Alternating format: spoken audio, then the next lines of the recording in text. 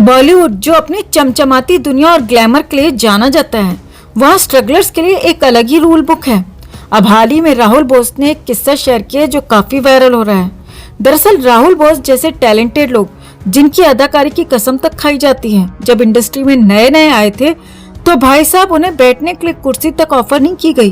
कुर्सी, एक मामूली सी कुर्सी। सोचिए जरा, इंसान बॉलीवुड में हीरो बनने आया है और उसे बैठने के लिए एक अदद कुर्सी भी नहीं मिलती। बेचारे राहुल सेट पर जहाँ जगह मिलती वहीं बैठ जाते, कभी डिवाइडर पर, कभी सड़क किनारे और कभी जमीन पर। और कुर्सी वो तो नेपो किड्स के लिए रिजर्व रहती है ना। अब आप सोच रहे होंगे क्या इंडस्ट्री में ऐसा ही होता है? जी हाँ, यहाँ बाहर से आए लोगों के लिए संघर्ष की शुरुआत एक कुर्सी से ही होती है, जबकि नेपो किड्स के लिए तो डायरेक्टर और प्रोड्यूसर किंग साइज सोफे रेडी रखते हैं। बेचारे राहुल बोस ने जब ये हाल देखा कि भैया यहाँ कुर्सी तक नसीब नहीं हो रही, तो उन्होंने अपनी मेहनत से एक शॉप से 10,000 की एक शानदार कुर्सी खरीद डाली। अब वो जहाँ भी जाते अपनी कुर्सी साथ लेकर जाते। आखिरकार खुद की इज्जत तो खुद ही बनानी पड़ती है। राहुल बोस को तो अपनी कुर्सी के लिए खुद शॉपिंग करनी पड़ी, लेकिन नेपो किड्स के लिए सेट पर आते ही बाप दादाओं की विरासत की कुर्सी पहले से रिजर्व होती है।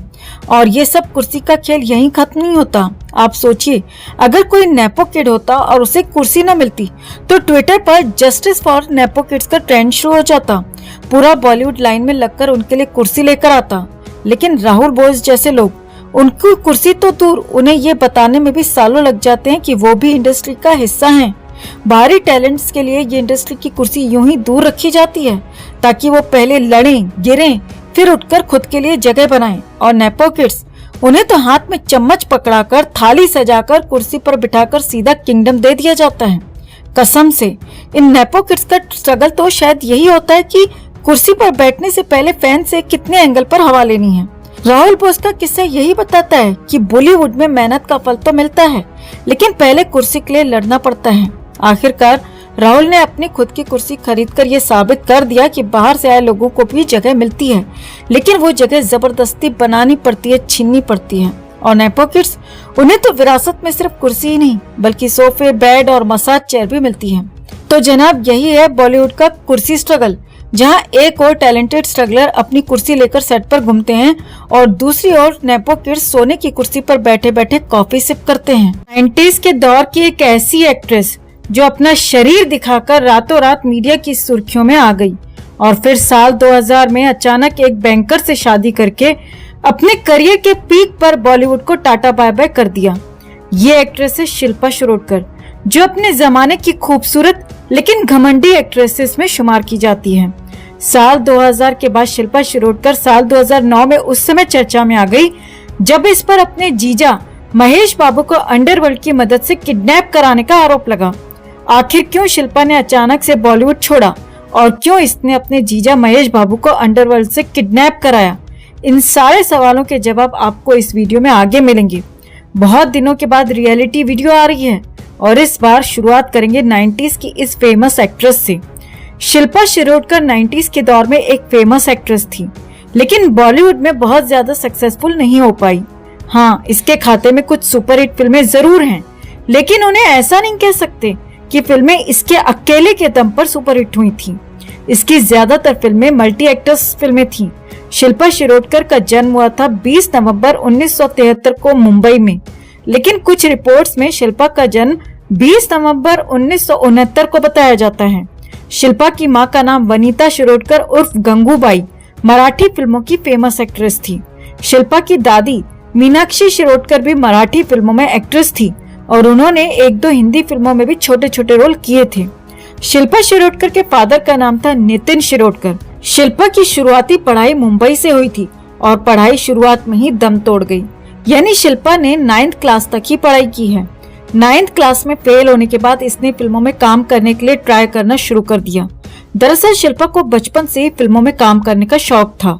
यही कारण था कि मात्र 16 साल की उम्र से ही शिल्पा शिरोडकर ने फिल्मों में ऑडिशंस देने शुरू कर दिए थे। साल 1989 में शिल्पा शिरोडकर को पहली फिल्म मिली। फिल्म का नाम था भ्रष्टाचार, जिसमें मिथुन चक्रवर्ती, रजनीकांत और रेखा लीड रोल में थे।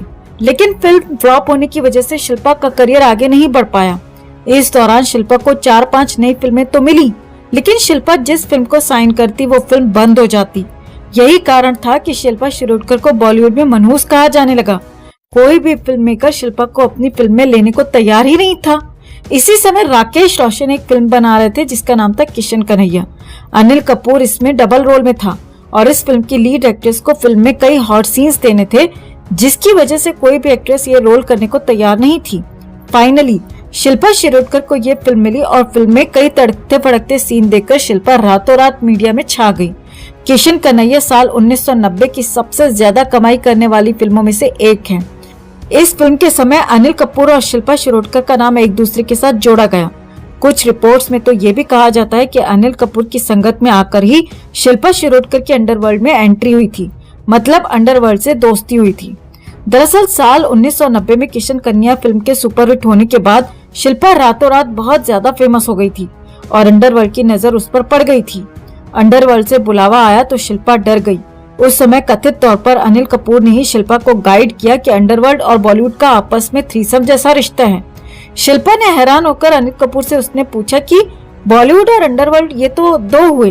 फिर अनिल कपूर ने शिल्पा को डिटेल में बताया कि बॉलीवुड और अंडरवर्ल्ड तो दो ही हैं, लेकिन एक्ट्रेस इन दोनों के साथ मिलकर ही थ्रीसम के क्राइटेरिया को पूरा करती है। तब जाके शिल्पा की समझ में आया और उसके बाद कहने वाले तो ये भी कहते हैं कि शिल्पा और अंडरवर्ल्ड का रिश्ता फेफड़े की गहराइयों तक गहरा होता चला गया। अंडरवर्ल्ड से शिल्पा का रिश्ता इतना ज्यादा गहरा हो गया कि साल 1991 में आई फिल्म योद्धा में भी शिल्पा की कास्टिंग अंडरवर्ल्ड के कहने पर ही हुई थी। इस तरह के आरोप शिल्पा पर हमेशा लगे थे, क्योंकि योद्धा फिल्म का डायरेक्टर था राहुल रवेल और प्रोड्यूसर था करीम मुरानी और बंटी सूरमा, और ये तीनों ही नाम ऐसे हैं जिन पर अलग अलग समय में अंडरवर्ल्ड के साथ रिश्ता रखने के आरोप लगते रहे हैं। करीम मोरानी और बंटी सूरमा के बारे में तो हमने अपनी वीडियो में डिटेल में बताया था। बॉलीवुड और बाहर भी हमेशा दबी जुबान में यही कहा जाता रहा है कि शिल्पा शिरोडकर को बॉलीवुड में फिल्में अंडरवर्ल्ड के कहने से ही मिलती थीं। एक होता है फिल्म मिलना और दूसरा होता है फिल्म का सफल होना, जो कि शिल्पा की फिल्में बिल्कुल भी नहीं हो रही थीं। शिल्पा ने अपने पूरे करियर में 40 से ज्यादा फिल्मों में काम किया, लेकिन मुश्किल से 7-8 फिल्में ही इसकी ऐसी थी जो सफल रहीं। लेकिन उन सफल फिल्मों में भी इसका कोई खास रोल नहीं था।